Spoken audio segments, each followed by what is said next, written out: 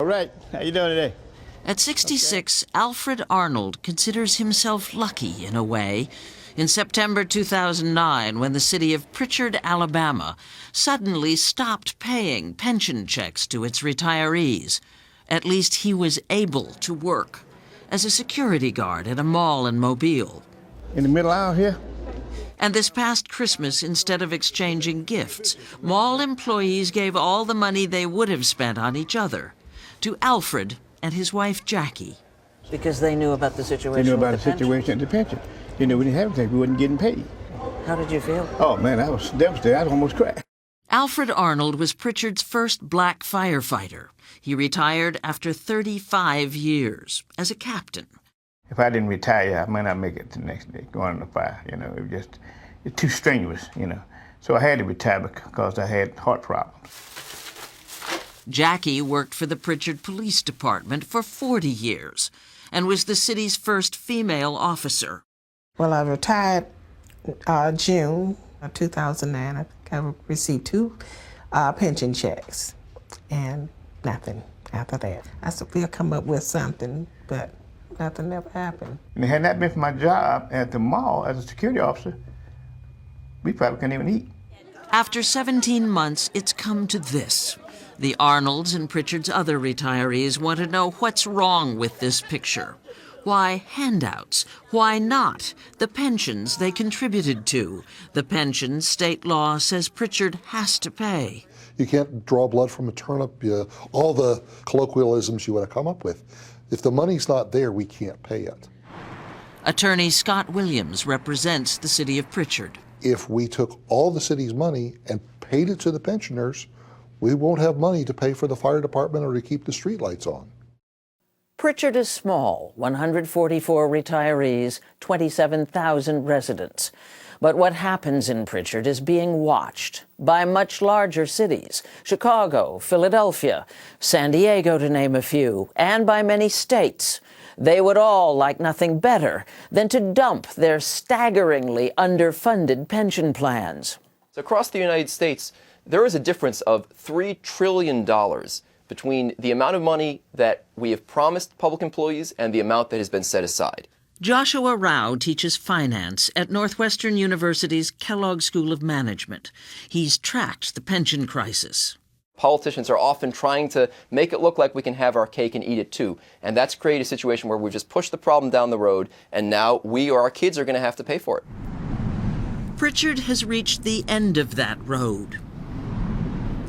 During the 1960s and 70s, it was thriving, the fastest growing city in Alabama, its population 45,000 at its peak. Then businesses began to leave, and hard times set in for good. In 1999, its finances in shambles. The city declared bankruptcy. The pension fund was in trouble then. The city ignored a federal court order to replenish it.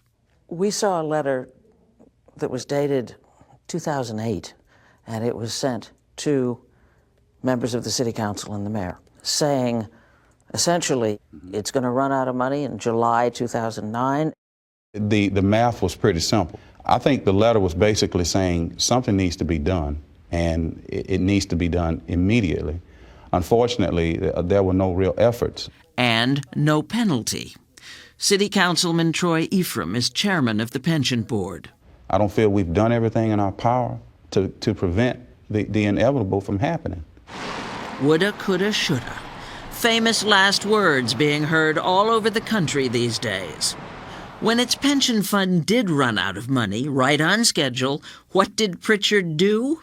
It filed for bankruptcy again, this time hoping to be rid of its pension. Was the attempt to file for bankruptcy a deliberate attempt to stall, to not solve that problem? Yes, absolutely.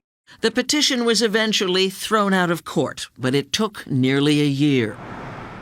During that time, no money for retirees. Since September 2009, when their pension checks stopped, Prichard has been breaking state law. But Alabama's Attorney General has done nothing about it. Miss Nettie Banks, she was a police dispatcher, and She ended up having to file bankruptcy. Robert Hedge represents retirees in a class action suit against the city of Prichard. This breaks my heart right here. Huey Dossett has some serious arthritis issues, unable to work. His 73-year-old wife had to go back to work. And we've got Miss Spradlin right here, Wanda Spradlin. She's in a wheelchair. She's in pretty bad shape. She's had some strokes, and I just feel for them. The city now owes its pensioners more than $2.5 million in back payments. We're talking about, on average, $1,000 a month per person. That's it. That's it. That's the difference between buying your medications and buying food. And then there are current employees, like Police Captain Charles Kennedy. As a doctor told me I had to quit. He's 67, has had a serious heart attack and open heart surgery, but can't afford to retire. Because if I was to leave now, I'd be like the rest of the retirees. I'd have nothing. Kennedy is the most decorated officer on the Prichard police force. I dedicated myself to the city. I did my part. And that's what gets him about how the city has acted. I did an honorable job for them. I think they owe me the same kind of respect. Retired fire captain Alfred Arnold agrees. It's bad enough to lose one check out of a house, but to lose two, that's devastating. You're not giving us something that we didn't earn. You're not giving us no welfare. You're giving us our money that we put in. How are we supposed to live? These people haven't been paid in 17 months. What can you say about that? That's not the city. On Thursday nights at city council meetings, local reporters ambush Prichard Mayor Ron Davis. I'm concerned about them not getting paid. I would like to see them get some payment. Expressions of sympathy don't amount to much among the retirees who show up every week. Pension fund did not run out of money overnight. That's Nettie Banks, the fire dispatcher who had to declare bankruptcy. Alfred Arnold is here. Jackie Arnold is too. Captain Charles Kennedy attends when he's not working. And 14 benefit recipients have died.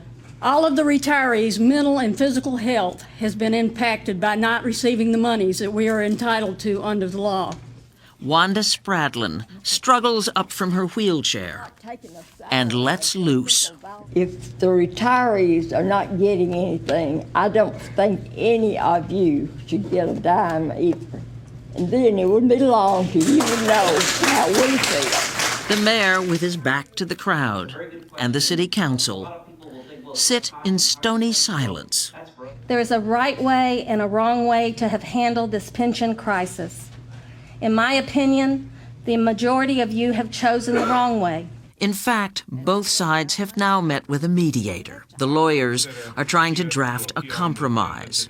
Retirees would be paid some of the pension money they're owed, not all. That is, if they agree to what's being offered. I will ask you to stand for a moment of silence as I read the names of the pensioners and retirees that have died since this happened. The city knows the retirees are running out of time. Aletha Gurley, Willie M. Richardson, Wilson Schmidt, Rex Wall, George Kemp, Farrah Lewis, Vera Early,